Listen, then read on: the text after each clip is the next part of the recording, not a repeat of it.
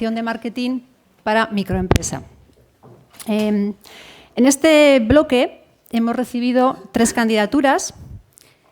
En principio, la primera candidatura, vamos a mencionar todas las candidaturas por orden alfabético, es la empresa Boga, que nos presenta su desarrollo del mix de marketing para Boga Garagardoa. Es todo un ejemplo de cómo una estrategia de evaluación y reformulación del posicionamiento seguidas de las pertinentes acciones de marketing en el etiquetado de producto y en la comunicación pueden conseguir una exitosa diferenciación. Por otro lado, tenemos la empresa Calor y Frío, que repite, nos muestra su campaña de Navidad, como en ella vemos que es una empresa pequeña que normalmente siempre dispone de escasos recursos, pero siempre intenta por hacer algún tipo de comunicación dirigida a clientes. Y tenemos también una microempresa, Tours by Basque, que es todo un ejemplo de superación, emprendimiento, ilusión, trabajo, esfuerzo y formulación de 4 P's bien construidas alrededor de la creación de un nuevo servicio que pone en valor nuestra tierra ante el mundo. Vamos a visionar un vídeo donde se hace un pequeño resumen de todas ellas.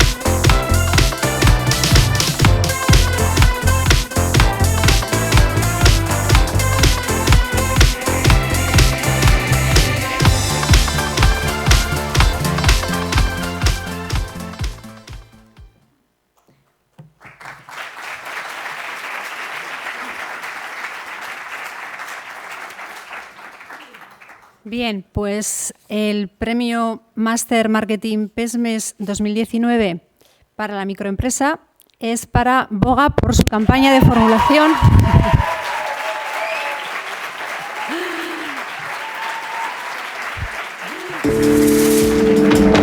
Bueno, recoge el premio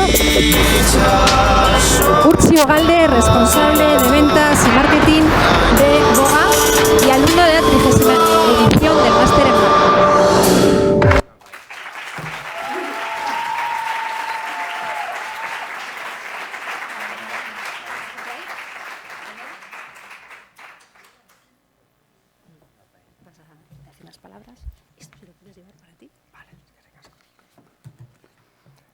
Bueno,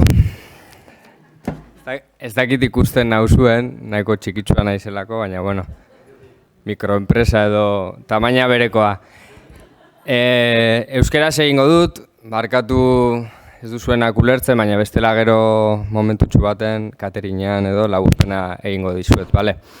Eskerrik asko lehenik eta behin, Marisol, zuzendaritza ekipoari, elkarte osoari, buruturi, Lubaki grafikeko jendeari proiektuan kolaboratu dutelako, Eta bueno, baita ere, zorionak 30 urte hauengatik, ez da gutxi, eta bueno, pues gauza asko egongo dira hobetzeko seguruenik, baina bueno, lan handia egiten duzu eta eskerrik asko alde horretatik. Boga orain 5 urte jaio zela, 5 urte hauetan, bueno, danetarik egin dugu, enpresa bera sortu dugu, gazte ekintzailea gara, eta gure motivazioa hasieratik izan ziren bi proposito edo bi balio erantzi nahi genion eskaini gure komunitateari edo gizarteari. Alde batetik behar izan edo placer gastronomikoari erantzutea, kultura Garagardoaren kultura berri bat hemen zegoelarik, gu gure ekarpena ere egiteko, Zapore, Usain eta hainbat gauza polite dakartzan Garagardo artisauaren iraultza horretan, eta bestetik beste behar izan eta placer bat esango nuke baita ere, eta agian garrantzitsuagoa, eta da mundua aldatzearena, edo mundu aldatzen saiatzearena, gure proiektuarekin, gure Garagardoekin, Ezkenean da, produktu bat, dakizuna kontsumitzerakoan, dakizuna bertoko ekonomiari, bertoko kulturari, jasangarritasunari, ez dakit, hor ari zarela ekarpena egiten, eta geroz eta gehiago jendeak hori eskatzen du. Orduan horreri erantzun beharra zegoen, eta gu saiatu gara modu zumean, txikitik, ekarpen hori egitea, Eta, halako sariak egia zan, oso polita dira eta pila kargatzen dizkizu ilusio handia ematen du, nahiko gogorra da berez ekintzailetza prozesua, nahiko gogorra da gure sektorea, elikadurarena, baina Garagardoaren sektorea izugarrizkoa da, eta holako gauzak motibatzen dute aurrera jarraitzeko eta ilusio beteta, Lehen aipatu duzuen bezala, azkenean proiektu honen helburua zen apurtxu bet gure irudia freskatzea eta baita ere konektatzea gure balioekin, gure jatorriarekin nolabait, Azkenean irudi berri honekin, gure katalogoko irudi berri honekin, omenaldiak egiten diegu itsasoari, euskal kulturari lotutako hainbat pertsonai, hori dira gure tripulazioa, Eta horrela kontsideratzen dugu ere gure burua, Ekintzaile bezala eta abenturazale bezala eta herri honen partaide bezala. Besterik gabe, eskerrik asko eta laster arte. Gero uste dut dastatuko ditugula kanpoan.